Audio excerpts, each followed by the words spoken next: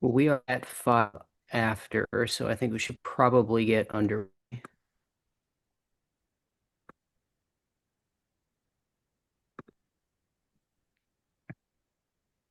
All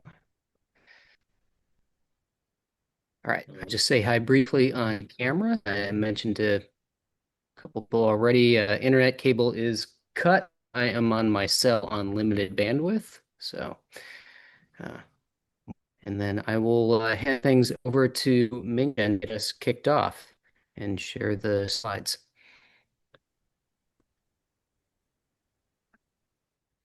Yeah, hello everyone. This is Ming. I am the rotating chair for this tech meeting. Uh, do you want me to share the slides? Oh, then are you going to share?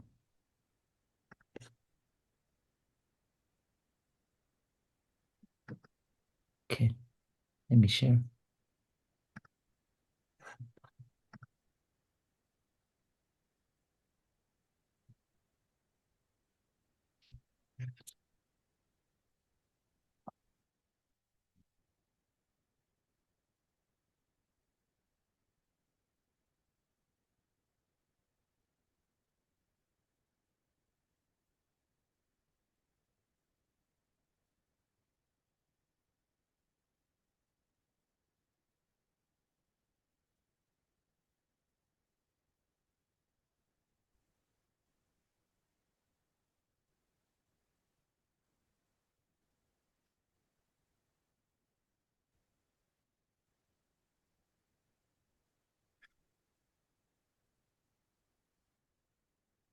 Can you see the slide?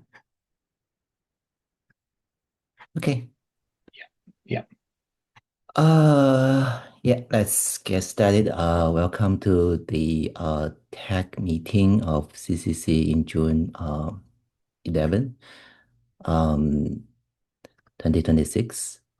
We are Confidential Computing Consortium, a community focused on open source license projects securing data in use, accelerating adoption of confidential computing through open collaboration. I remember is a welcome and every project's meetings or criteria is welcome. We are transparent and collaborative communities. Um, as we as a member contributors and leaders pledge to make participation in our community harassment-free experience for everyone. We are open source community. Here's antitrust policy. I'll post sometime if you're interested. Today's agenda, as usual, we have a roll call introduction to any first time, second time attendees, or business announcement and their new business. We want to conclude the tech vote on Blueprint C and discuss the status of Keystone project and the OE SDK, Open Clear SDK updates, Tech Talk, and the GRCC discussion, and maybe touch a little bit on Blueprint A and B. And I'm not sure if Alec joined. We can check the white paper.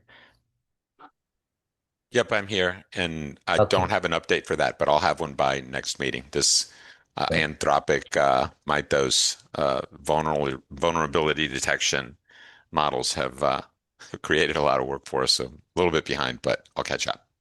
Okay. So let's see. We have AMD. Yeah, Nathaniel's here. Yeah, Google Renee's here.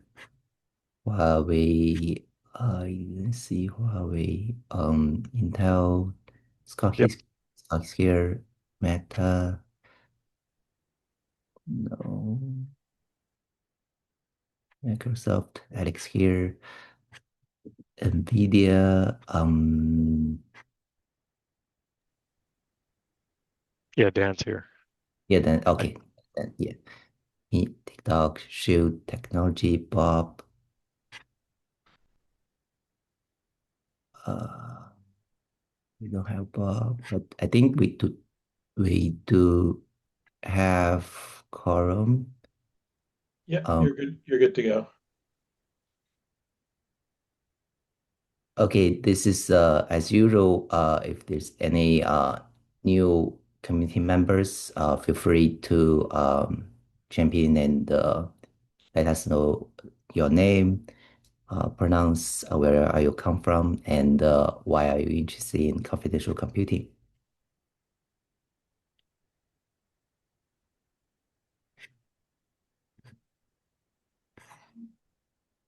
Uh, okay, no. Mhm. Let's move on to next part.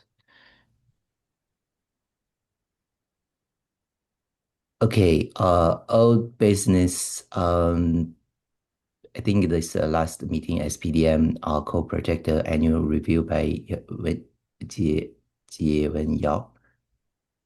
Do we have any old business from the last meeting to discuss, continue discuss? We need to wind up, you might have it as a separate slide, but we need to wind up the vote for Blueprint C.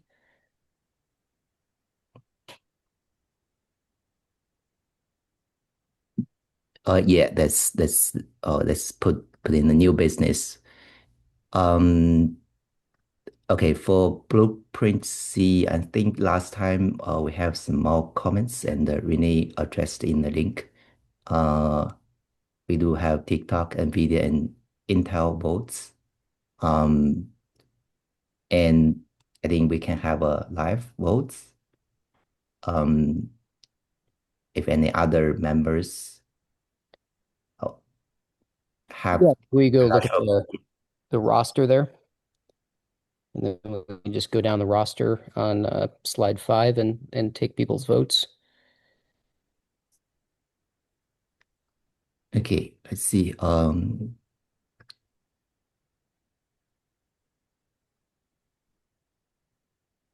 I think I can help with this. Can you just go back real quick so I can see who already voted in the affirmative so we can skip them? So TikTok, NVIDIA, and Intel. Okay. And Google probably also, right?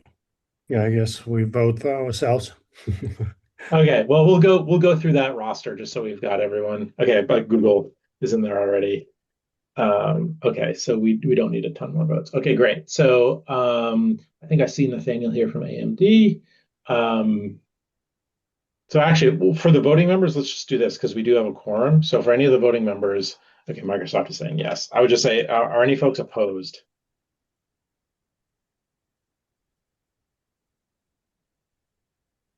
Okay, no folks are opposed. Are there any abstentions? Okay, with no one opposed, no one in abstentions, and that we do have quorum, including the folks who've already indicated a yes, then it passes. So thank you. Okay, thank you, Ben. Thanks a lot to the authors. So thanks, Mingshen and Renee, for getting that put together. We'll have, I guess, an action item for Michelle and Ben to help us take that through LF Creative to get it into PDF layout and then onto the website.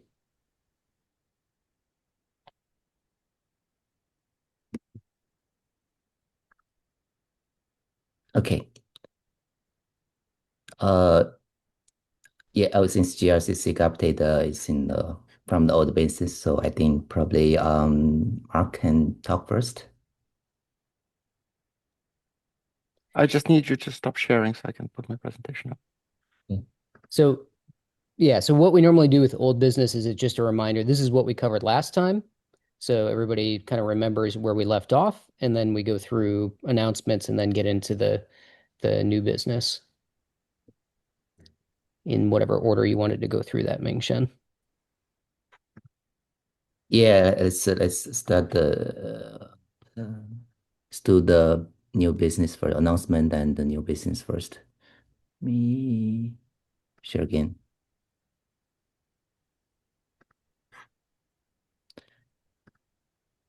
Okay, for the announcement, one of the exciting news from CC Academic Research Program, uh, the program committee received the 35 proposals from researchers globally, and for the timeline, this month the committee working on the selections, and we do, I think, from the program, we do want to sponsor two projects, but everything selection is in progress. And need help contacting attestation SIG co-chair for updates to TAC. Do we have SIG co-chair, attestation SIG co-chair here? No.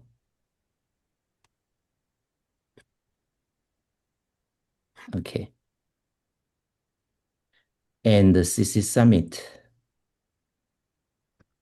CC Summit will be in June 23rd and the 24th, and the schedule is already published in Confidential Computing Consortium via sponsors, and a lot of topics are from the CC members. So if you are interested, please plan ahead and look at the schedule. And there will be a in-person governing board meeting scheduled June 22nd on site. So most of the governing board members will be there. If you are interested, you can also get in touch. And for the tech members, if you are on site, probably you can leave a message in the Slack. Everybody can meet in person. Okay. Yeah, I'll put something in a Slack and then people can kind of thumbs up it or something. And we can sort out whether there's a time we can all get together. Yeah. Okay, the new business, the blueprint C is passed. And the other topics about the Keystone project status. So yeah, then do you want to go ahead? Sure. All right. So that Slack message is in our TAC Slack, so you can just reply to that thread. And I think what we'll do is, seems like lunchtimes are a convenient enough time to get together, so we can probably just grab a table from everybody who likes to contribute at the TAC here. And it'll be nice to see people face to face. It's always neat when we work so much together over the internet to actually meet up in person. So be looking forward to that. Keystone, this has been on the mail list. I know everybody is on the mail list, and so they've already read through this, so I don't need to read through it. So that project is at the end of its course, and it made some important contributions to the evolution of confidential computing, and now it's ready to move into the emeritus stage. To do that formally, we need to take a vote.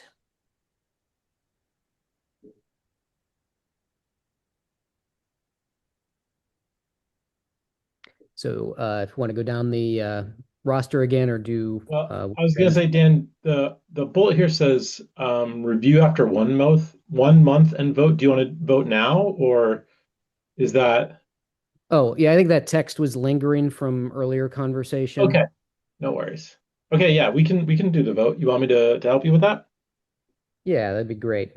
Okay, so since we do have quorum, so the resolution is essentially to move the Keystone project to emeritus status. So are any folks opposed? And again, please, if you are, speak because I won't be able to see everyone. And what does it mean specifically, emeritus status? It means that we will have the maintainers archive their repo. The project will be moved on the website to reflect that it's emeritus, meaning that it's retired, essentially, shut down. Okay, thank you. And we have acknowledgement from the remaining maintainer on in the Keystone public issue that's linked there. So there's not a whole lot of reason to delay here. We give a little bit of time for, in case it turns out that there's some fork of a project out in the community that was relying on the upstream, or they want to take it over now that they realize that the other maintainers have moved on to other work. We make some space for that to happen. That has not, I haven't seen any response on the mail list. But if somebody were to come up later, like a month from now, and be interested in taking things over, there's literally nothing that stops that from happening. We can unarchive a project. They can just work directly from their own fork, and we can reassign the links on the web page. So this is mostly a matter of hygiene, that we're not advertising a project as active that is not active. Good question. Anything else? Any other questions before we do the vote? Okay. So again, resolution is to move Keystone to emeritus. Are any folks opposed? Okay. Anyone in opposition? Oh, sorry. Anyone abstain? Sorry, coffee is still kicking in.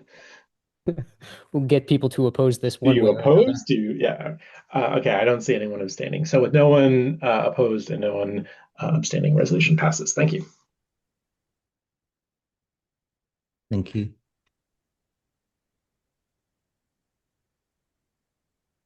We are moving to the next topic, annual project review. Hi, I'm Radhika. I'm here. Can I share my screen? Yeah. Thank you.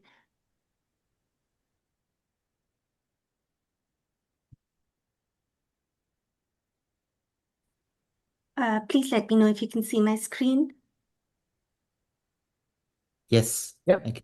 Okay, great. Thank you. Thanks for having me back. I've come here a few times over the last few years to give an update on Open Enclave. Open Enclave is currently in its incubation stage, and it published a growth plan for reaching graduation stage. This report summarizes updates to the project since its annual report a year ago. I have to preface my explanations by saying that nothing much has changed for Open Enclave. We're continuing to maintain it, but we can run through all the questions that you have listed on the website.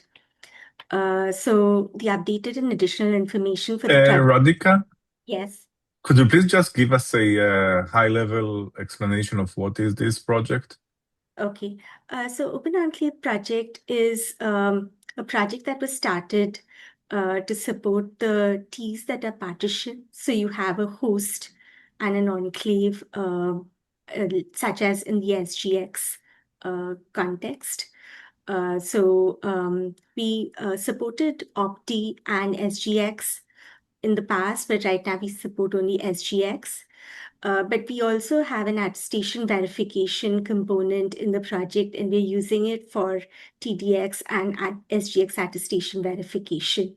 Would that be the kind of information you're looking for? Yes, thank you. Okay, thank you.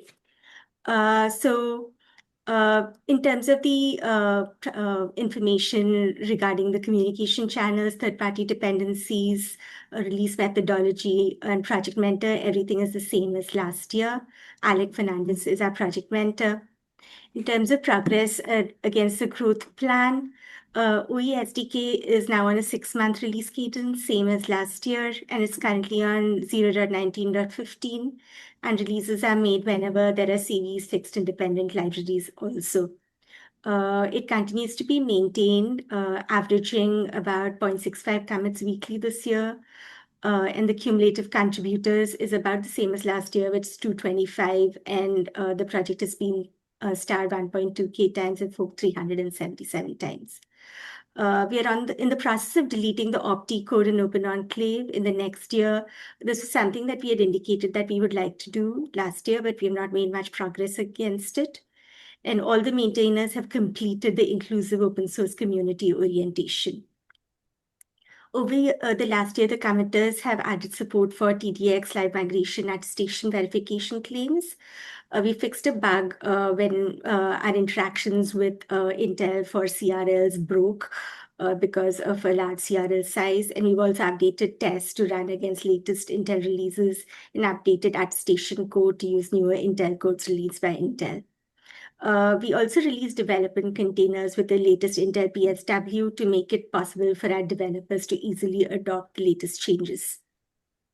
At this point, the OE SDK is not ready to request a vote from the TAC to move to the graduation stage. We're going to continue to stay in this stage. Our community of developers has shrunk, and we're not doing any new feature development. We aren't adding minor additions as necessary. Currently, Open Enclave SDK is maintained for compatibility with Intel PSW updates. It depends on this Intel bits, Ubuntu releases, and Windows Server releases. Open Enclave SDK receives updates to address security issues and update cryptographic libraries and dependencies to meet security standards. For budgeting purposes, we have ADL, which is hosted by a CCC's Group.io website, and we have no new requests. We have results of a license scan. The issues are mostly related to Opti, and as I said, we are in the process of deleting those directories.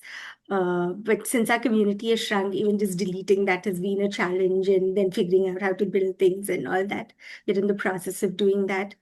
And we also have an OpenSSL scan issue related to OpenSSL 1.1.1.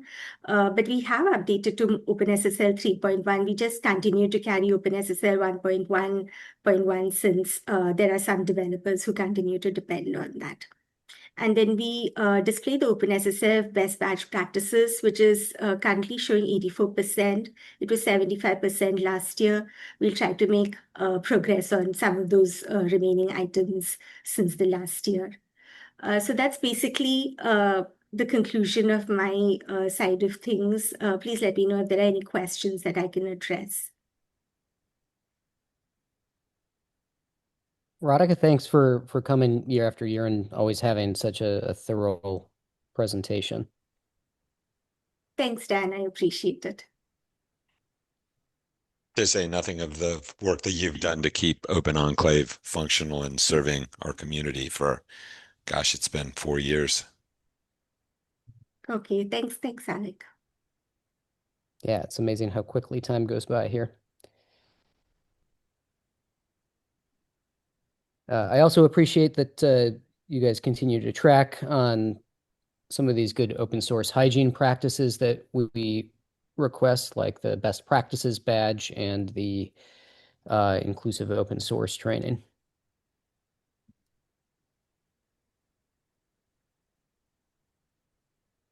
Thanks.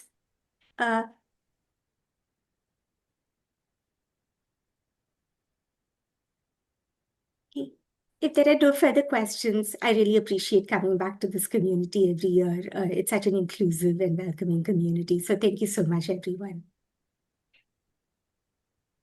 Thanks again.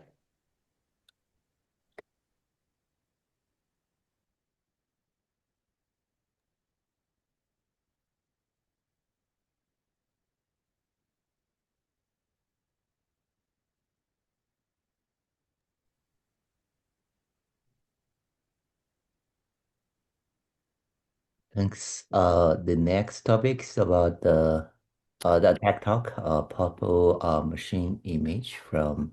So I think if you wouldn't mind, I think Mark mentioned that he's under a schedule constraint and wondered if we could wedge him in next. Okay. Who's first? Thank you. Yeah, if you let me share my screen, it will only take a few minutes. It's not a long presentation today. All right, so what I want to walk you guys through is actually a rerun of a presentation I gave some time ago to motivate the creation of the GRC SIG, but I just looked over it and it's still relevant. And We've had fairly low participation in the last few months, which puts the SIG's existence at risk. I cannot carry the whole way by myself, but what I'm hoping for is to motivate participation and explain what it is we've been doing and what we're up to next if we were to continue. So again, the work I do in confidential computing consortium has to do always. It's a kind of sounds like a joke, but it's not a joke. It's what like has to do with money. Like this technology, we're here because we either sell products in the space or consume products in the space. And I care about data and use protection. I would like to see adoption. And the goal of my efforts is to remove the adoption barriers that I can. Some are outside of my control, like performance, but they're being handled by others. But governance is absolutely essential. Like I joke that the technology has two classes of customers, the paranoid and the regulated. The paranoid have no money, so we have to go after the regulated, and this is where governance comes in. So let's see. So the way I want to structure this talk is in this why, what, how progression. So why do we need governance? What it is to govern. In fact, I will say that if you ask 10 people what is governance, they'll give you 10 different answers, and that's not good for governance. So I'm proposing one answer that actually applies to all forms of technology governance. And I haven't actually seen it done anywhere else, but this is also important for framing. And I will talk about how to govern and how this applies to confidential computing. So the why part. So you need to know that what you put in place actually works as intended by you and also as expected by others. And so for that, you need to understand what the goals are. And governance actually forces this question to the forefront. What did we just do? We bought some hardware. We put some software to run on that hardware. We deployed it. Now what? Do we actually know that it's working? Right? So how do you know that these goals have been achieved? How do you convince others that your goals have been achieved? So the others might be customers, right? So for instance, when we at JP Morgan Chase share our data with Snowflakes or Databricks of the world, we would like to know that they are, not losing our data in the process. So that'd be a good customer question to ask. The management and yourselves. So when we operate our own data centers, we have an absolutely enormous data center footprint. And we would like to ourselves know that what we're doing is up to the standards that we set for ourselves. And finally, regulators are the biggest sword hanging over the shoulder of regulated institutions. What they're saying is not a suggestion. A bank can lose its banking license if we don't satisfy regulators. So the euphemism banks use, which is an actual term, is MRA, matter requiring attention. So when the regulator says we have a matter requiring attention, this is the best way to have, a number of managing directors at a bank jump and drop everything they're doing. All right, so what is governance? We just covered the why. What is it to govern? So to govern, that's your Webster definition, to control, direct, or strongly influence the actions and conduct of something. So there is a flow chart I put together that, again, you should keep in mind as you develop and deploy any kind of technology, but confidential computing, this is sort of the topic of this talk. You need to figure out what the goals are. The goals are usually some kind of regulatory framework or some kind of contract that you have with a customer or a supplier. Those are usually legalese documents. But from there, you have to elucidate what's the target state, and you have to be able to have a language in which to state what the target state is. And then you should be able to measure the state. The state needs to be not just something you can express, but also something that you can put like a measuring tape to. And then you need to actually understand where you are versus where you ought to be. And then you have to have governance levers that you can exert to be able to achieve the governance state. So if you think a sailboat, you can know that you're going to I don't know, Venice from Dubrovnik, and you may have your GPS coordinates, but if you don't know how to operate your sail and what to do with your steering wheel, well, you actually don't have governance, you just have awareness. And then the rinse repeat, right? You exert control, you measure where you are now, and then you make additional decisions, you apply more levers, and on you go. Underlying all of this is evidencing. So when a regulator wants to know is where you are, may also want to know where you are historically. That can also be important. So this is where in governance patterns that I'm about to describe, we talk about maintaining a tamper-proof state of things. Right, so how do you govern?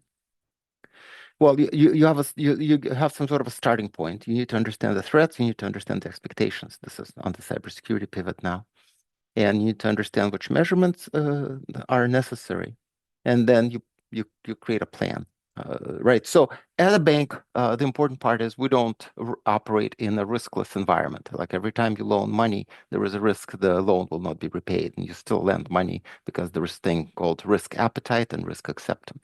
So you need to understand where direct efforts, because you simply cannot put all efforts everywhere. Like not even a major international institution has the resources to do that. So understanding and prioritizing what it is you want, and then you basically execute. You identify and apply the available governance levers. Now, why I'm stressing governance levers is if you are building a confidential computing solution, and you did not incorporate ways of measuring state and applying levers to get your customer towards that state, you do not have a successful product. And then report and analyze, of course, where both your internal, like you have internal audits, you have your cyber ops, you have your external auditors, all want to know what's been done. And we break the confidential computing system into pillars, where you have the platforms and you can have your control planes, and then down the list, the code needs to be implemented securely. Your configuration needs to be well considered. Your policies are different from configuration, because configuration is usually something like, well, am I running with debugging turned on or whatnot? Policies are about ultimately, do you have a good configuration or not? So trust anchors are the type of configuration, but the policies tell you what trust anchors are actually trustworthy. Right? Then processes are things that span environments. So if you think about end to end, you are developing software, then you're deploying the software. Perhaps you're putting it through some kind of compliance gates before you release it.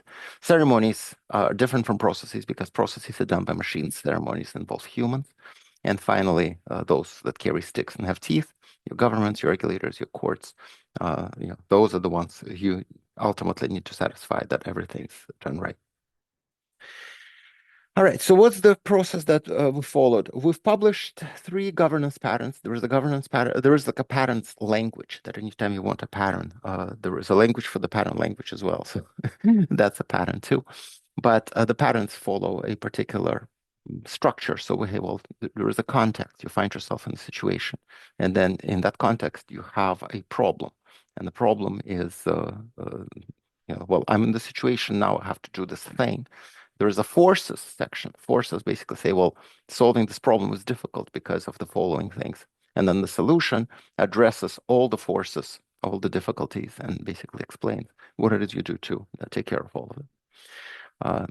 Right. So we started by publishing this document called Expectations of Ecosystem Participants. And this is just a framework. It doesn't tell you what the expectations are, but there is a nifty little diagram that basically says we have these players in the quantum computing field, and the arrows, numbered arrows, basically say this entity is responsible to this other entity for something. And then the patterns that we publish refer to these numbers to basically say, well, when I'm governing a verifier, the verifier provider takes this from these inputs and it provides the following to the following listeners. So that is great for creating regulatory frameworks and for informing regulators on what's possible and what should be expected. So this is where we enter some sort of formalism, which actually puts confidential computing heads and shoulders above a lot of other cybersecurity technologies. They don't really formalize this to sufficient degree, but we're trying to do better because we have the benefit of a head start. right? So we published the verifier governance with, again, the verifier governance will tell you what of the expectations of consistent participants are met or how. We're actually meeting next Wednesday. The internal cybersecurity team at JP Morgan Chase has reviewed this pattern, has identified that there are some shortcomings in it. And those shortcomings actually go back to the RATS working group at the IETF. So just to give you a flavor for why governance is important. Or incorporating governance into your design, why it's important. In the RATS architecture, you will see that the verifier issues attestation results, and these attestation results are then used by the relying party directly to make decisions. Well, it turns out that in the real world, the verifier trust anchor and the identity provider trust anchor, for several reasons, actually have to be distinct. We cannot have a verifier that takes on the role of an identity provider. And if you didn't know that, you would create a product that is not deployable by a customer that's willing to pay you money but can't because again because of this shortcoming. So we're going to incorporate all that knowledge into the verifier governance pattern coming next Wednesday's meeting. Then we talk about confidential workload governance. So basically, if I want to run some workload in a confidential environment, what are the steps I need to take throughout its development lifecycle? So I actually know what to tell the regulators. And then workload upgrade governance is sort of a if I want to have a high availability environment and I need to roll out an upgrade, this is maybe an extension to workload governance, but this is specifically for operations teams to know what to do. And of course, your verifier needs to be able to handle this as well. So there is sort of interconnectivity between these different patterns. In the pipeline, I emailed this deck, by the way, to the TAC, so you can click on all these links, open all these documents. They're all in GitHub. They're all governed and versioned. So the following is a link to a pull request. So again, I'm asking the TAC to review our submission and publish it under the consortium's name. So please take a look at this review. This is for proxying gateways. So this is data in use protection end to end. So in an enterprise, you never see a customer, a client connect to a workload and share some data and do some computation. There is always going through some web application firewall, and it's going through some sort of load balancer, and maybe on the way back it goes through a forward proxies or reverse proxies, forward proxies, all these trusted intermediaries. So in that pattern, we talk about how to institute governance for end-to-end data protection, which is, again, if you don't have that, commercial applications become severely hamstrung. And in the pipeline, we have AI and ML confidential training and inferencing. So today, if you ask any CISO how several banks might collaborate on anti-money laundering, they will all go for multi-party computation, so which is not confidential computing, because awareness doesn't exist. They don't know that it's possible to train an AI in a way that protects the model and the model weights and the model architecture. It also protects customer data and also runs in a CSP that we're hoping doesn't get access to either, right? And those are increasingly important scenarios. So we'd like to put a governance framework under that. We started on that, so there are some drafts in place, but they need to be further improved. There is going to be an additional challenge with this being summer, in that we're going to have a meeting next Wednesday. We meet every 2 weeks, but for 2 meetings after that, I'm personally simply not there and to take some time off. So after next Wednesday, we're going to meet at the end of July, I believe July 29th. But after that, it's going to be pretty steady state. So anyway, this is my invitation to, well, both get this final pattern that we have in the pipeline approved, and for more folks to join us so that we can together ensure that we're building governable solutions across the spectrum of confidential computing. So with that, I'm going to wrap up.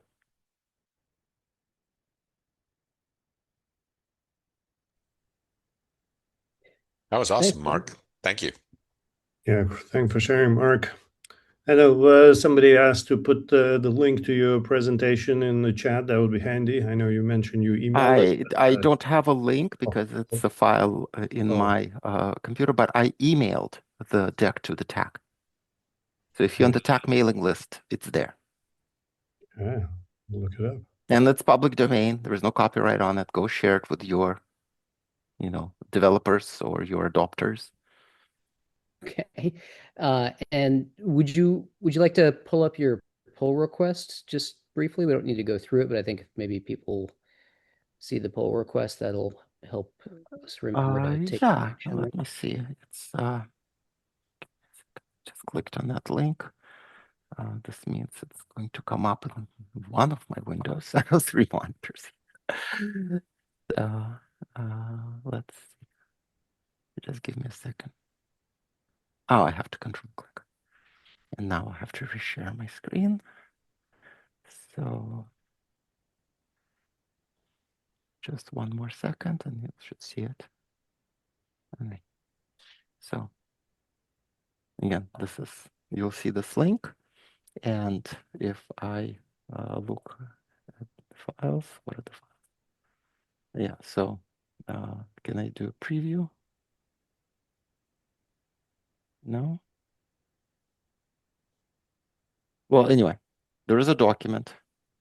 And just sometimes I forget how I think it might be on the 3-dot ellipse to the right of the, yeah. Oh, there we go. So there's a context, there's a problem, there is the roles we define, the assets we define, the forces, again, what makes solving this problem difficult, the solution, going through everything. Then we do something that even IETF doesn't do. If we say should versus must, we explain, what it is that you're signing up for. If you treat it as a suggestion, I will not follow this should. Well, you may have some problems. And finally, some links. So it's again, every pattern we develop is in the same format, and you're welcome to take a look, comment. This is this has been through extensive review over several weeks of work. And similarly, when we talk about confidential AI/ML training and inference, it's going to follow the same thing. What are the roles? What are the assets? What makes it difficult to solve? And again, without a framework like this, it is effectively impossible to know whether you are actually getting a return on your confidential computing investment or you don't. Right? And that is completely anathema to a regulated institution. All very important for us to get adopters of this. Thank you.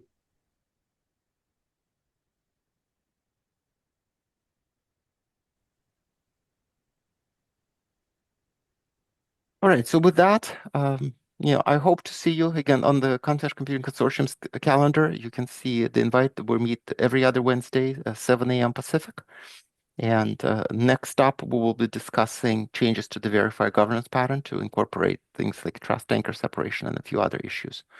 And again, please join if you if you develop verifiers and you want to sort of participate in a discussion about how to make your verifier governable and how to not run into some very serious rocks that may sink your verifier ship.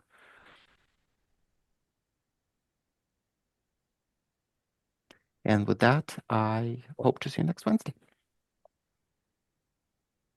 Thanks, Mark. All right. Take care. Bye-bye. Thank you, Mark. The next will be Daniel on the Tech Talk, portable machine image.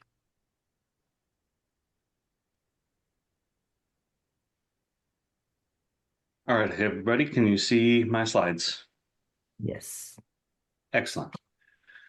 Okay, so this talk is called Portable Machine Image, or How I Learned to Stop Worrying About the Untrusted Host by Shipping My Own Firmware. So we're gonna basically talk about this in a few sections. The first section is going to be our problem statement.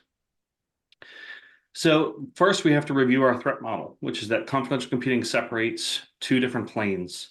On the left-hand side, you have the management plane, which controls the cloud control plane, the hypervisor and VMM, and host administrators. And on the guest side, you are also supposed to have this separated plane. And the firmware, and this includes the firmware and paravisor, the operating system, and the workload.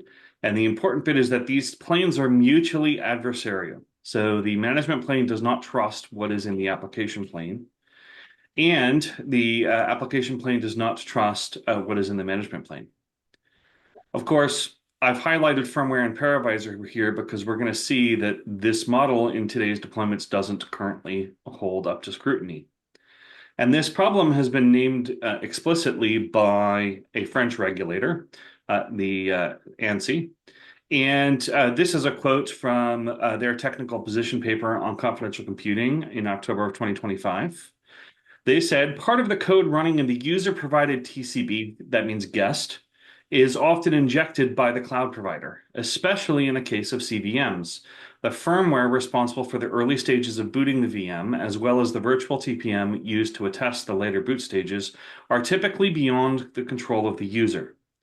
Attestation of every step of the boot chain is necessary to verify that the entire user-provided TCB has not been compromised by an admin attack, but it is impossible to perform on current cloud offerings for confidential VMs. So I think that this statement abuts nicely to Mark's prior presentation, which is that if we're going to go after these regulatory users, we actually have to solve the problems that the regulators care about.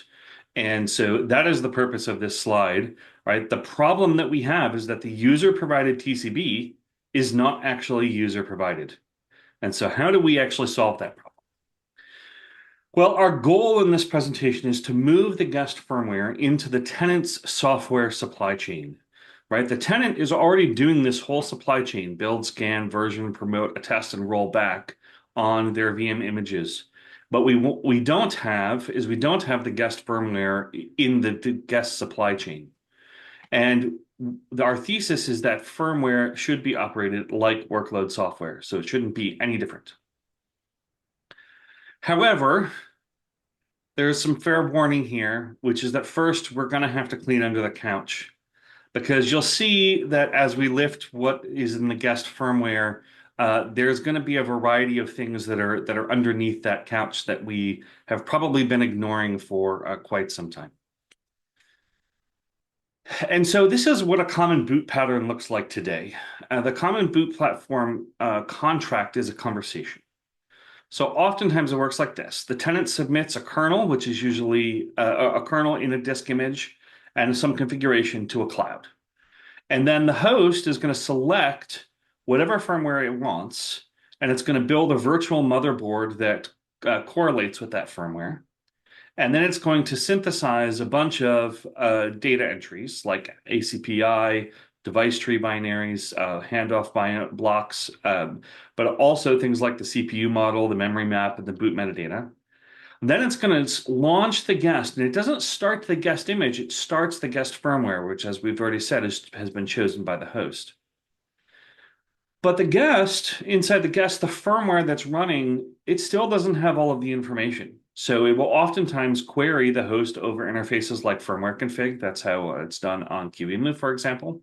But it will also ask for things like CPU ID for other tables that the hypervisor may have placed into memory in magic locations, and metadata. And so then the host returns these platform details. So you'll notice that this is a conversation that's happening between the host and the guest. The firmware hands the synthesized platform description to the OS finally, and then the workload boots. And then, and we're going to come back to this in a moment, the guest OS executes the host's AML code. And this happens not only at boot, but it also happens on every ACPI event that happens thereon in the future. And then finally, the verifier is going to receive evidence of all of this stuff that's happened, and the meeting is going to depend upon the provider's shaped boot context. So this is why today the measurement calculation tools are largely provided by the VMM, because each VMM is doing these things all slightly differently. And the key point here is that the boot contract is discovered dynamically by talking to the management plane. But wait a minute, Nathaniel, you just said, didn't you just say that the management plane is untrusted? I did. That's the problem we've got to overcome. And so there are two bonds that hold the firmware to the hypervisor today. This is mostly being put forward just by inertia from the history. The real fact is we just haven't designed something different. So there's two bonds here. One is on the left-hand side, which is that there's tight coupling. That is, firmware is not necessarily, or it hasn't historically been, portable code that is written in isolation. It's written sort of against a virtual motherboard, and it has to conform to what that is, and it supplies that information to the rest of the operating system. So we've got tight coupling, and then on the second side, we've got this implicit contract. And this is that hypervisors have, throughout history, they've evolved proprietary host firmware channels. And what happens is that this boot contract we've talked about before has become unstated and unversioned so that this information is not portable. And these are the two bonds that hold the firmware to the hypervisor. Unfortunately, both of these bonds are also avenues for the VMM to attack the guest. We have a further problem, which is that executable code is crossing the boundary. The host does not just hand the guest data, it hands it code. And in this funny example we've given here, we have some AML that's scurrying back and forth between the host and the guest. The problem here is that when the AML goes into the guest executes it. And it executes it at the highest privilege level in the guest. And there are already vulnerabilities around this. Intel has already designed a partial software solution to this problem for TDX. So this is a well-known, well-understood problem, but there's a trap here, which is that we have two avenues that we can go. Well, avenue number one is we just accept this. We trust that the input is adversarial input, and we might try to do some validation, although the reality of the situation is almost no validation of this is done in today's software. And this is, if I were an attacker, I would start looking here. The cost for this is guest integrity. So this is precisely the confidential computing guarantee that the host is trying to provide the guest. But by providing this undefined contract to the guest that's potentially adversarial, different under every VMM, et cetera, that's a problem. There's a cost to that. So that's option number one. Option number two, which is what AMD has recommended in the past and what Intel does in TDVF today, which is to measure these inputs. Now, there's a cost to this as well. What this does is this does protect that if the host changes those inputs, then the guest's identity changes. But this creates several other problems. One is that the guest's identity is now tied to the specific hypervisor instance, which means that if I take my guest, right, and I move it around to a different hypervisor, if I move it to a different cloud, for example, this has different measurements. Now, there's tons of lock-in possibility here, but really, even without if you don't even consider the lock-in, it's just a lot to manage. And we already have enough to manage on the verifier side anyway. This is a very complex problem. And so the cost for measuring these inputs is that our attestation becomes unportable, and this shifts all of the complexity to the verifier. So either way, whether you choose A or B, the tenant is the one that ends up paying the cost for this. And so we want to try to do something that's different than this. Now, there's some good news here. The good news is that virtual motherboards are in fact converging. So that first bond that we had has been significantly weakened. In the past, it used to be that VMMs would want to have all kinds of control over the unique hardware that they validate. But the reality is that operating systems now are all shipping standard APIs that you can use to build a VMM. These are listed here like KVM, the hypervisor framework on Mac, the Windows hypervisor platform on Windows, and Behave on FreeBSD. And all of these significantly constrain the amount of variety that you can have on the motherboard. And so this is actually this ends up being a good thing because it weakens that bond, that first bond where the firmware has to have tight coupling to the platform. Since the platform is now mostly a smaller set of options, we can weaken this. The second bond, however, we've got to eliminate that. There's not really a way around that.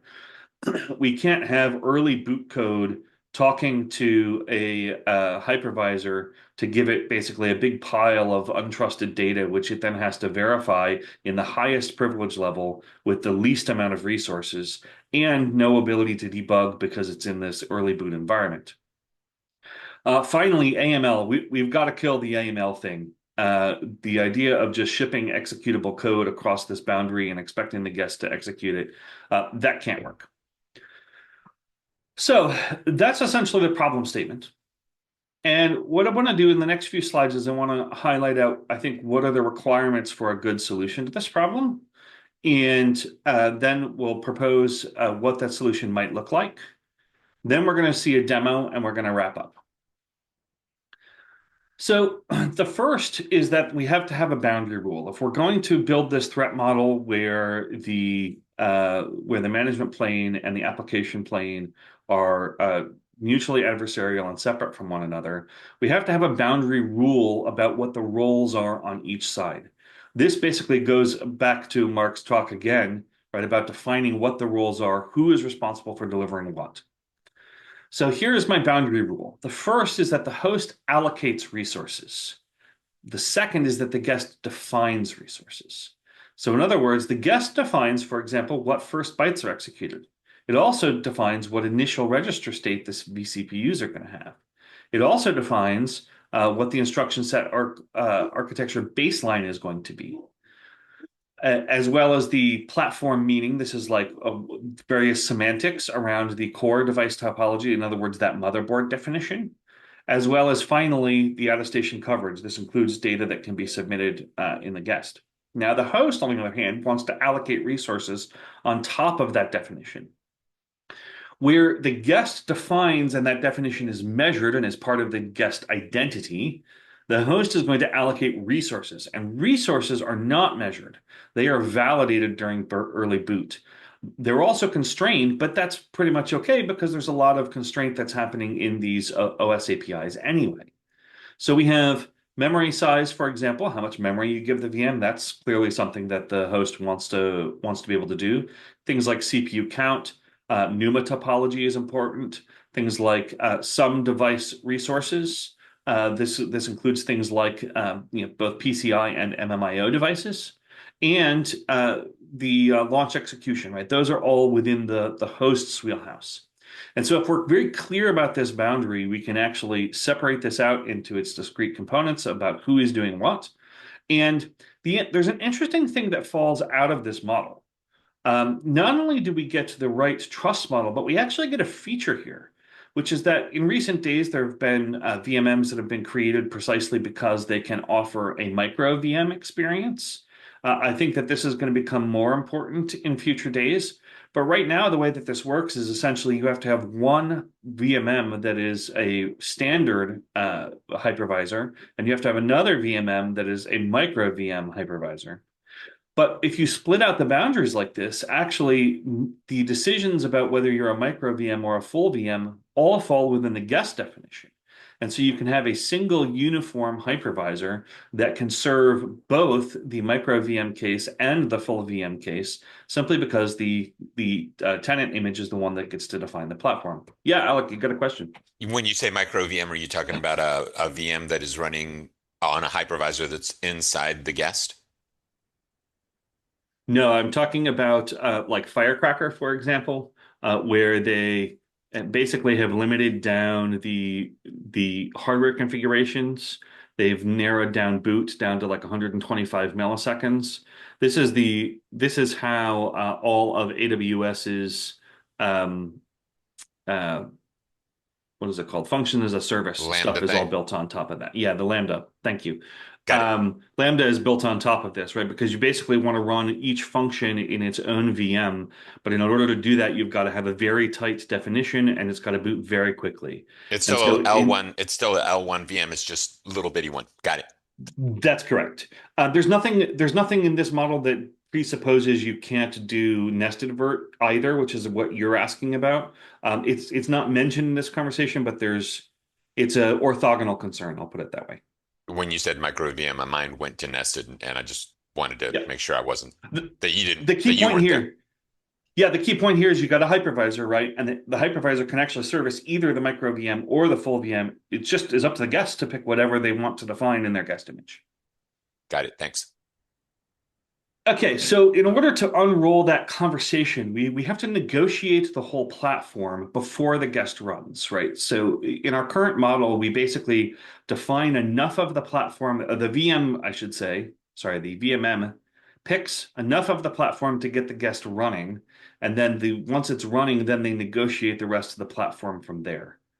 But that's not a great approach to this, again, because this is early boot for the guest. It doesn't have really adequate means to defend itself against the complexity of the data that's being handed to it. So what we want to do is we want to negotiate that platform before the guest runs. And so we need to basically move that conversation to the pre-boot stage. This means that we need a way to describe the platform. That is, the tenant needs to describe the platform it wants to the hypervisor.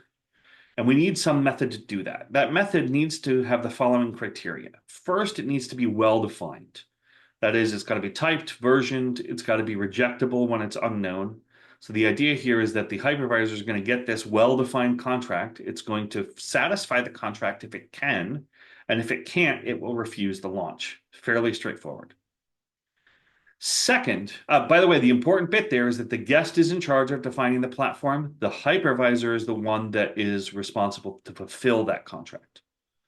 Second is that this contract needs to be convertible, meaning that operating systems today require either ACPI or device tree. So whatever format we use to describe this platform, it needs to be efficiently convertible into either ACPI or device tree. The third is that there can't be any code over this boundary, right? So the guest is going to have to describe the platform to the host.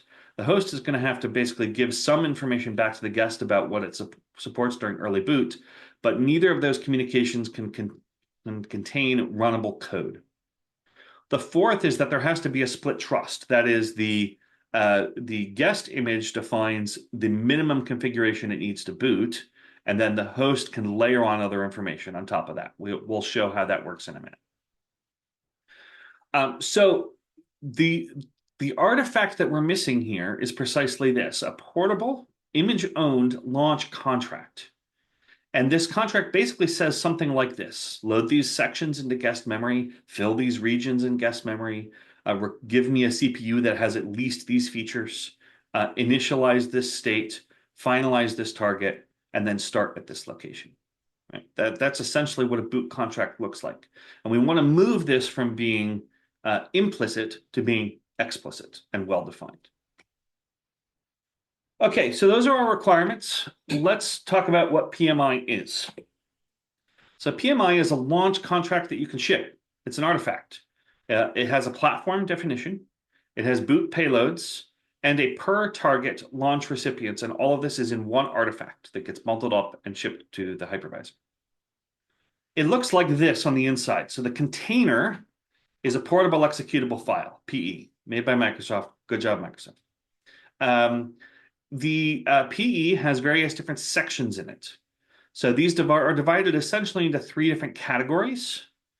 The top is your normal traditional code and data sections. There's no change there. The next section is the platform definition. And actually, this name is not magical. You'll see that the name actually gets referred to by the launch recipes, which are next. So the last thing is the launch recipes. And notice that you can define parallel launch recipes. So this means you can produce a single image, which the hypervisor, once it chooses which target it's deploying on, can deploy it according to whatever that image supports. So one image can have a bare VM. It could also be SCV and TDX all in one image. Or the same on ARM. It could be a VM or it could be CCN. And so that's essentially what's in the container. We're now going to zoom in to what a launch recipe looks like. This is a target. A target is a launch recipe, and a target is essentially a CBOR definition. And notice at the very top that it's versioned. And so we can actually version this entire interface. This target specifies what the CPU profile is going to be. So here we're saying we want x86 64 v3. It could be lesser, it could be more. And then you see there's some SEV attributes. We'll come back to those in a moment. You'll see the merged DTB. This is where we are communicating from the tenant to the hypervisor, where it can find that base platform definition. So if you remember on the previous slide, we had a .dtb section. Now in our target, we're saying, okay, for this particular target, you can load the platform definition from this section. We're going to come back to those contents in the next slide, but just pretend that they're there. The majority of effort that happens in a target is the actions section. The actions section is a series of two different types of actions, and only two are defined for right now. They are the load and fill actions. So the load action basically tells the hypervisor, I want you to load the data that's in this particular section to this particular address. Fairly straightforward. The fill action is a little bit less obvious, so let me explain how that works. The fill action kind of works like load, but we're not taking contents out of the image. We're expecting the host to generate a specific kind of data, and the kind of data that the host is going to generate is listed in the kind field. So this first instruction, for example, says fill at this particular address using the information from this particular section, which is a 0-page section. And you need to fill in this kind of information, which is the device tree overlay. We're going to talk about that on the next slide. But if you remember back a few sections ago, we said we wanted to divide up the responsibilities where the image would define the base platform and then the host would be able to layer additional platform information on top of that. That's what's happening in this example. The merged DTB at the top of this target is the base, and the DTB-O fill section is where the host gets to layer its information on the top. Next, we have some SEV-specific fill sections where we're saying that you need to put the secrets page and the CPU ID page. Those are actually generated by the PSP. So we're basically telling the hypervisor that you need to know how to talk to the PSP and to be able to generate those pages for us. And then lastly is another SEV-specific one, which is this is where you're going to load the VM save area. This contains the initial CPU state of the guest. And so from this information, we now have an explicit contract about exactly what the hypervisor is supposed to do. And in the past, where the hypervisor was active and would just pick all of this stuff for the guest in a way that was implicit and undefined, now the hypervisor is passive in the sense that it receives a detailed recipe and it just needs to follow the recipe. It's fairly straightforward. Okay, so now let's zoom in on what the VMM is actually going to do with this. So it's going to look at that target, and it's going to start off. It knows that it's the SNP target, so it's going to start with an SNP launch command. And then it's going to load each of the sections, which are measured. Then it's going to load the base platform, which was just in a load section. But notice that that base platform is measured. This is part of the guest's identity. Then the VMM is going to fill the device tree overlay section, as well as the other SEV-related stuff. And finally, it's going to finish with a launch finish. You'll also notice that the ordering is exactly the same. So the VMM has done this in the exact same order as was defined in the recipe. This means that the attestation hash that is produced as part of this launch is deterministic from the PMI. That is, the PMI image itself can produce the same measurement, and any hypervisor that implements this will also produce the same exact measurement. Let's now zoom in on the device tree itself and how the device tree split works. We talked about how the guest needs to provide the core platform definition. You can think of that as kind of like slots. I'll give that analogy further on the next slide. But what the guest is defining is these are the places where you can attach hardware. That base device tree is the one that's on the left, and you can see, for example, that it has defined that there's a PCI root complex. There's also at least one VirtIO MMIO slot here. These are places where the host can attach devices. And this defines essentially the capabilities of the guest. If you want to do a micro VM, for example, which oftentimes does not have PCI slots at all, you would simply leave off the PCI part of this definition. And then the hypervisor, when it reads this file, will not create the root complex. So the hypervisor, again, is passive. It's going to read this file, and it's going to generate a platform that looks exactly like this platform definition. However, the host still has to be able to plug things in to this guest. And that's where the device tree on the right-hand side comes into play. So you can think of the left-hand side as a motherboard, and the right-hand side is all the hardware that gets attached to it. The host is going to say, I'm giving you this much memory, and I'm giving you this many CPUs. And so it puts all those in the device tree overlay, which it hands to the guest. So again, we talked about how the guest image needs to define, and the host image needs to allocate. That is the exact boundary split that we have going on here. And so the way that you can think about this, like I said, is like a motherboard. The image is the one that draws the board. So in other words, it's going to have its own firmware there, and it's going to have a number of slots for things like memory, PCI, VirtIO, MMIO devices, and vCPUs. And then the host gets to populate that virtual motherboard with the resources that it wants to assign to that VM. So the image draws the board, the host populates it.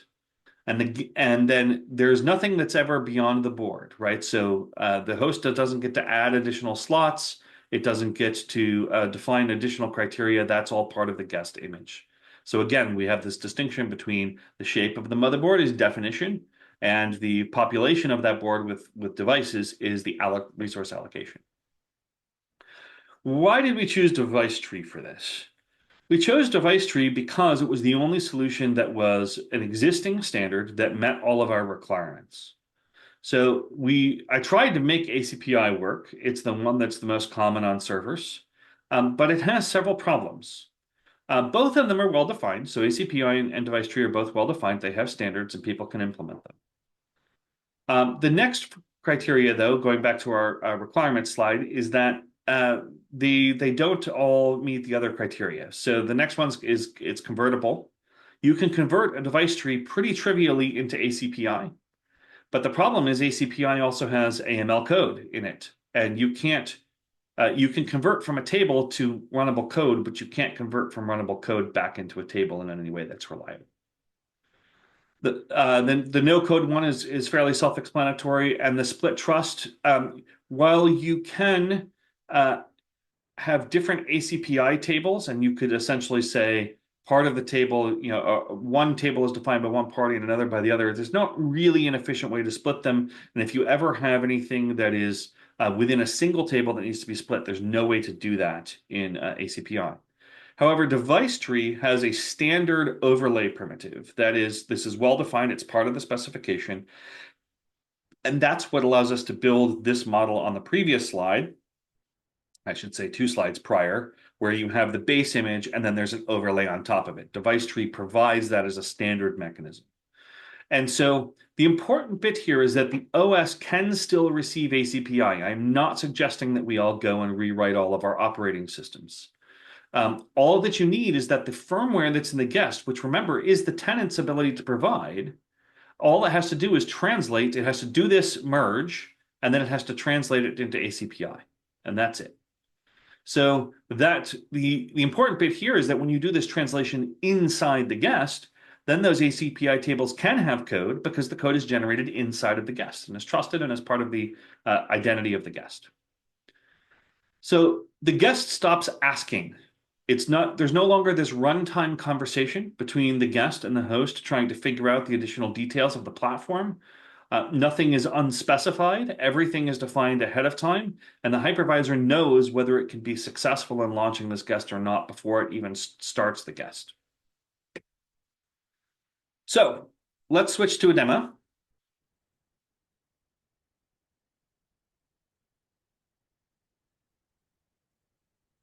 Need to switch my share here.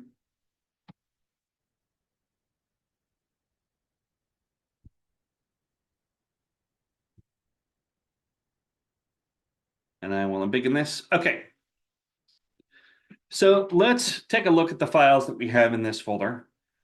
This contains a variety of executables, as well as there's a Linux kernel here. That's called VM Linux-vert. That is the stock Alpine Linux kernel. There's nothing magical about it. And in fact, I test this on Fedora, Debian, Firecracker, Alpine, and at least some other kernels as well. So this is well-supported generic kernel stuff. Okay, we've got a binary here called Snuffler. Snuffler is the test binary that I use. What Snuffler does is it runs inside the guest. It's statically linked. It's statically linked and it runs as init inside the guest. And this is a test fixture. So inside the guest, it's going to gather all of the hardware information. It's going to exercise those devices. For example, of block devices, it's going to do performance metrics and it'll gather all that stuff. And then basically once it's done executing, it's going to dump all of that to the console and it is going to shut off the system. So that's all Snuffler does. What we have on the left-hand side are two other binaries, Arma and Dillo. And when you put them together, you get an armadillo. So Arma is the bit that's going to generate the PMI, and Dillo is the VMM that is going to execute the PMI. So we will start by running Arma here. And let's see what this looks like. So this is what the tenant is going to do. The tenant's going to build a PMI. And in this case, we're going to do this with a Linux kernel. We're going to specify this is the Linux kernel command line. We're going to say this is the CPU profile that we want to have. Here is my kernel and my kernel configuration. And Arma is going to look at that kernel config and it's going to automatically determine what that kernel actually supports. And it will create a device layout that is compatible with that kernel. We're going to pass Snuffler as the initrd binary. You can pass either a full initrd image or initmfs image here, or you can just pass a static binary and it will automatically create the image for you. And then the last bit is we're just going to save this and it's called tattoo-snuffler. The reason it's called tattoo-snuffler is because what Arma has done here is it's taken that kernel that's, again, just a stock kernel with its configuration. It's created a hardware layout that matches that kernel's expectations, and it is bundled in it a very small bootloader called Tattoo. And we can check the PMI that was output here, and you can see that this is the contents of the PMI plus the contents of the hardware definition. So in the top here, you've got a bunch of sections. These are all the Tattoo bootloader. This Tattoo bootloader is extremely small. It's about 12,000 lines of almost exclusively safe Rust code. There's only, I think, 6 unsafe declarations in the entirety of the code base. You might compare this with, say, 3.6 million lines of OVMF code, right? So 12,000 lines versus 3.6 million. And then we have our bundled initmfs and Linux here. And now we also have our device layout. What Arma has done is Arma has a default number of slots. You can change it. These are all parameters with Arma. And what it does is it allocates a total of 16 slots by default. Those, if the kernel supports both MMIO and PCI, it splits those across those so that the hypervisor can choose however it wants to attach those. But if only one is supported, then it only generates one. So you can see here we've got the MMIO slots here. We've got the PCI root complex here. And then lastly, we filled in a few other bits of hardware-related information, which is just basically the interrupt controller and the ability to power off this system. So as you can see, we've consolidated down this definition, this platform definition, to be quite small. But the important thing is that all of this is measured, and the guest doesn't have to validate it during boot because it's part of the trusted identity. So now we want to do this. We want to run this with Dillo. And what Dillo is going to do here is Dillo is going to take in this PMI image. It's going to construct the VM to match the expectations of the PMI file. And then it's going to allocate resources to it, such as memory and CPU. And there are other things that you can attach. Today, for example, you can attach block devices to this. I haven't got around to doing the networking yet, but it's coming. And so basically, this contract is Dillo must create the platform that PMI is asking for, and then it can launch that platform, and it can plug into that platform whatever resources it wants to provide. And so we'll run this. You can see that this whole thing took from literally command execution all the way to exit, right about 300 milliseconds. So this is very fast. You can see this big wall of information that Snuffler has found inside the guest and has articulated. So as we scroll up here even further, you can see this is the kernel's boot log, where the kernel was booting inside the guest. And then you have the Dillo debugging information up here at the top. Now, I have some disappointing news, which is that I actually had prepared a demo of doing the same exact thing, but with OVMF. And I made the foolish mistake of changing some code this morning, and I broke it just before the demo. So I do have OVMF running inside Dillo as well, because again, Dillo just implements the explicit boot contract.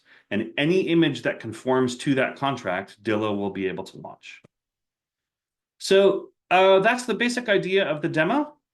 There are four major components here, I could say, just to summarize. We have Snuffler, which is the binary that ran inside the guest. We have Arma, which prepares the PMI image. We have Dillo, which executes it.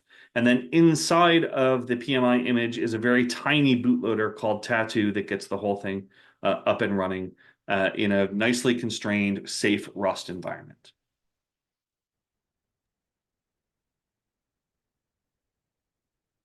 Wow. Nice, Nathaniel. So switching back now to our demo, let's talk about what the payoff of this is. The payoff is that the ownership boundary moves. So where before the provider selected the firmware, now the tenant gets to ship the firmware. Before, the firmware queries the VMM live at runtime, which is an attack surface that it's not well equipped to defend against. And on the other side, the PMI contract exists before boot, and if the hypervisor can't fulfill it, it will just simply reject that configuration. The host synthesizes the platform, used to synthesize the platform description, but now the tenant defines the core platform, and the host can overlay the resources it wants on top of it. Before, the launch behavior was implicit, and now the launch recipe is explicit. Before, the attestation was provider-shaped, and now the attestation is mapped directly and deterministically to the tenant contract as defined in the PMI image. I forgot to say before I went to this slide that Dillo will boot that same x86 image that we produced on both Windows and Linux on x86. It also supports ARM, and we'll boot that same exact ARM image on both Linux ARM and macOS ARM. All of this is in our CI, and we don't break our existing platform support going forward. So the payoff here is that the guest firmware becomes tenant software. It moves entirely into their domain. They get to version it, control it how they want. They can distribute SBOMs how they want. They can do reproducible builds which they want. And the platform itself becomes the tenant choice. So if they want a micro VM, they can build that. If they want a full VM, they can build that. This empowers the tenants to be able to make all of those decisions and to move the entirety of the guest TCB into the user-defined, user-distributed artifact. The VM image itself, the PMI, becomes the unit of firmware ownership, launch, and verification. That's the end of my presentation. I'm curious what questions you have.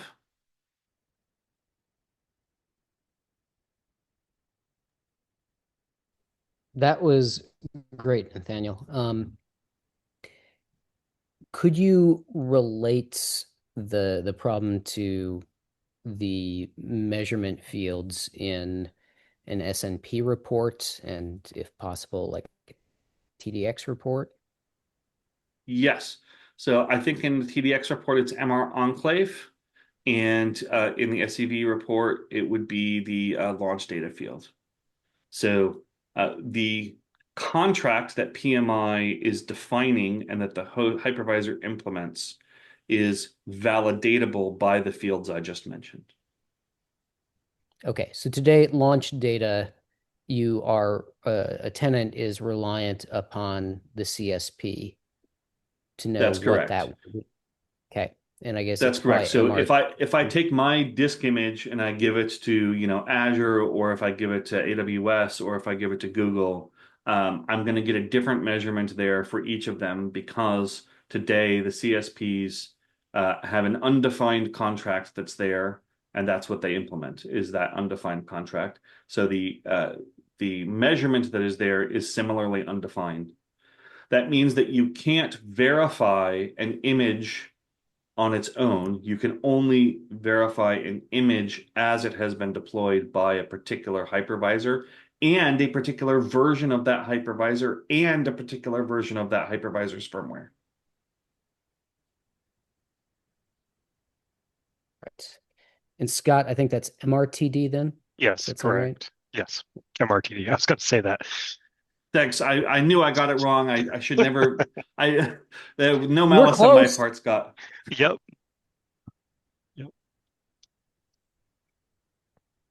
Alec, you have a question? Yeah, just for the sake of argument here, Nathaniel, talk to me like I'm an application developer and don't really understand that early boot stuff that much, just for the sake of Yeah. argument. And I'm trying to sell this to a big hyperscaler, right? This idea. What I need some talking points from you so that I can introduce this concept to folks. What I'm wondering is, how do we operationalize this in a hyperscaler environment where firmware changes happen across our fleet at asynchronous times, and even hypervisor changes and you know the core platform changes happen and have to happen at asynchronous time to maintain, you know, fleet manageability and uptime requirements. So Yep. can you talk me through it at that layer?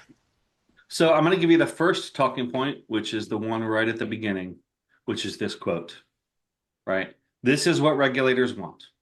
They're being very explicit about what they want, and existing implementations today don't provide it, right? So if we want to go after the regulated industries, we have to deliver the things that they want. That part is pretty simple. So we took a shot at this, and Yep. we tried that custom firmware thing here in Azure, and it was just a product that we were trying to sell. Mm-hmm. And the issues that we were having is that when customers made changes to their firmware and it failed at that early you know, a part of their boot process, there was just no way for them to debug it. They would, Yep. you know, it would just crash too early, and unless there was a you know, a direct hand-holding relationship between Azure folks and customer firmware developers, you just couldn't get it off the ground. So it just wouldn't scale. Yeah. So my response to that would be, if you're going to do this, you have to have an explicit contract, which is what PMI is attempting to define, right? Because that explicit contract is where all those guarantees sit. The second thing that you have to have is that you have to have really good guest tooling, right? The guest tooling itself has to be bulletproof. So basically, you want to make tooling that is going to make it dead simple for people to actually build these images that are compatible and are not going to have these problems. Also, it's not like that early boot is one of the problems is actually the 3.6 million lines of OVMF, right? OVMF has so many different code paths it can go down that trying to be able to reason about what is going to be compatible is rather hard. This is where I think Tattoo solves a Tattoo, by the way, is a another name for armadillo.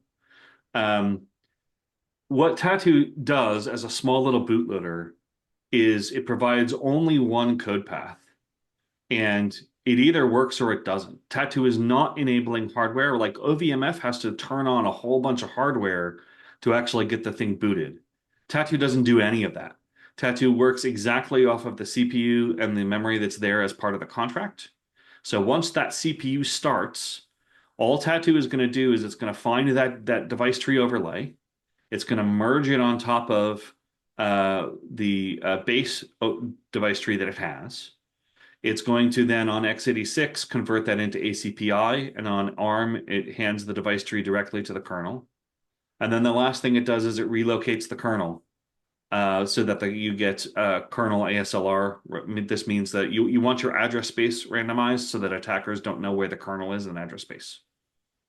So that's all that Tattoo does. And like I said, it's about 12,000 lines. And the only thing that it requires is it requires for the CPU to be functional, and it requires for memory to be attached.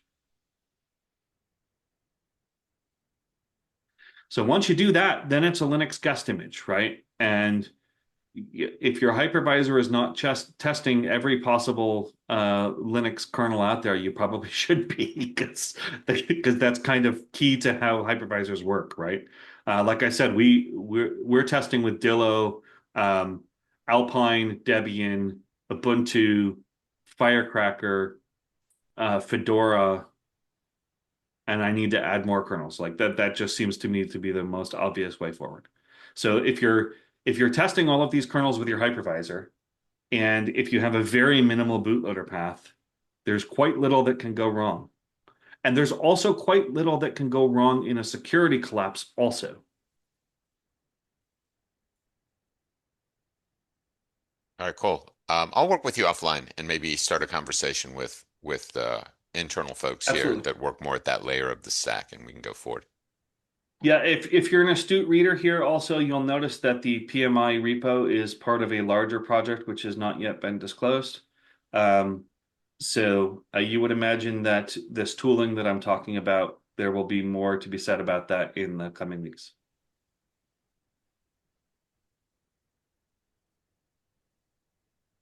Cool. Why don't I bookend that question that I started with, just so I'm clear, the measurements then that would go into the launch data, that would be the across any deployment. I don't know if it's me, but Dan, you're cutting out. Yeah, same here. Sorry, I'm bad internet. Can you hear me better now? I can. Okay, so just trying to clarify that the same PMI will produce the same launch data regardless of where I deploy it. That's correct. Any PMI compliant hypervisor will produce exactly the same image. Cool. That's the portable in the portable machine image format.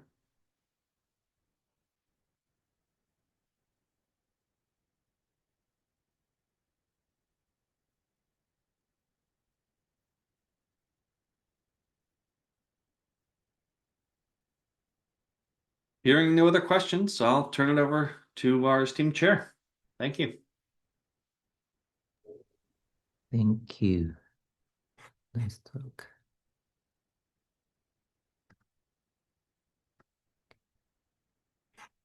Okay, next,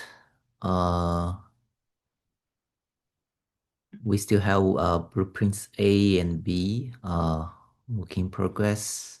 Let me see if Simon's here. Whoops, he had to drop, but I'm here to represent, and I think we're ready with Blueprint B. So I'd love to put it to a vote. If we still have quorum, we may have lost quorum though. But still, I'd like to get agreement to get that done.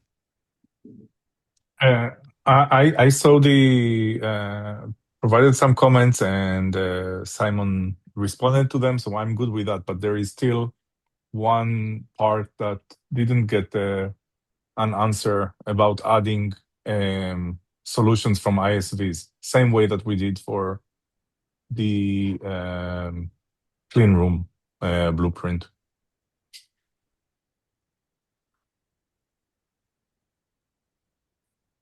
Got it. Well, absent Simon here to address that directly, we'll just have to leave that open and put it on the agenda for next week. Yeah. Dan, maybe you have an answer, and I know that you are fighting with your cellular internet. Okay, not next week, next meeting, I guess, right? Right. So that'll be in 2 weeks. So we can add that to the agenda for then.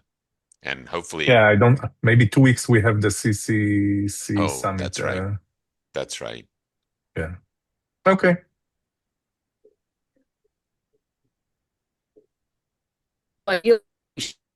Synchronously, we should be able to use Slack and the mail list. The problem we've had is people are not actually responsive there. So it would be great if people with TAC responsibility here actually made use of those tools. I could also I could also send it out for a vote through our LFX voting tool. If Yeah, but folks we're wanna not do ready that yet for way. voting, Michelle. Sorry? We're not yet ready for voting. There are still open items. Yeah, when it is ready for voting. Okay. Yeah. Cool. I'll ping Simon and ask him to please recheck to address the open items, and then we'll try and reach out through the technical measures, but just I agree with Dan that it's hard to get people to respond. I just don't know how to solve that problem. Yeah, Dan, just one thing. I left you a message in Slack, the CCC Slack 2 weeks ago. I don't think that you saw it yet, so I'm not sure that it's working.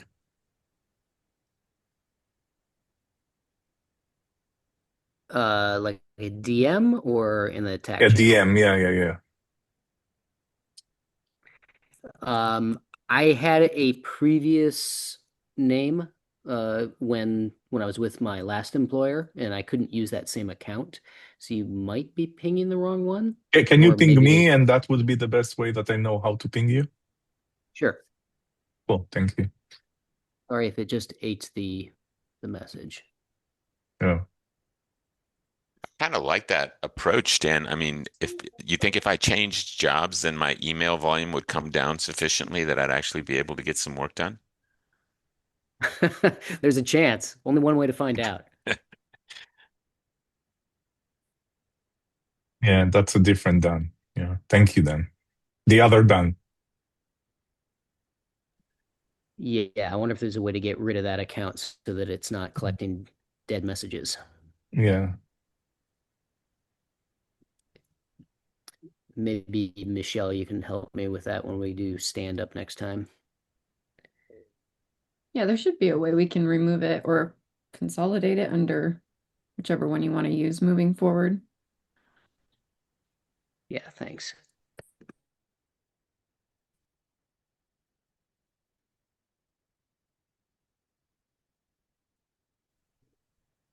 Okay, for the TAC paper, I think Alec mentioned there's nothing to discuss today.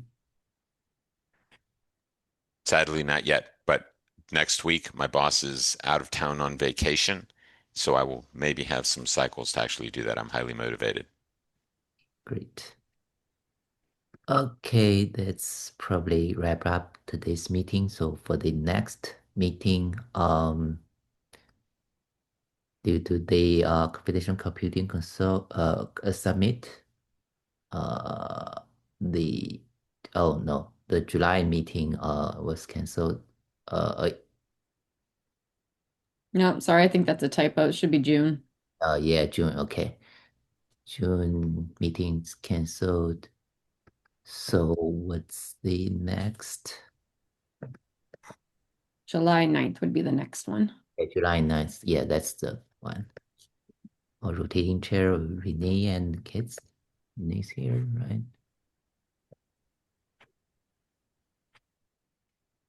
Yeah, Renee left. Okay. Any discussions, topics left for today's meeting?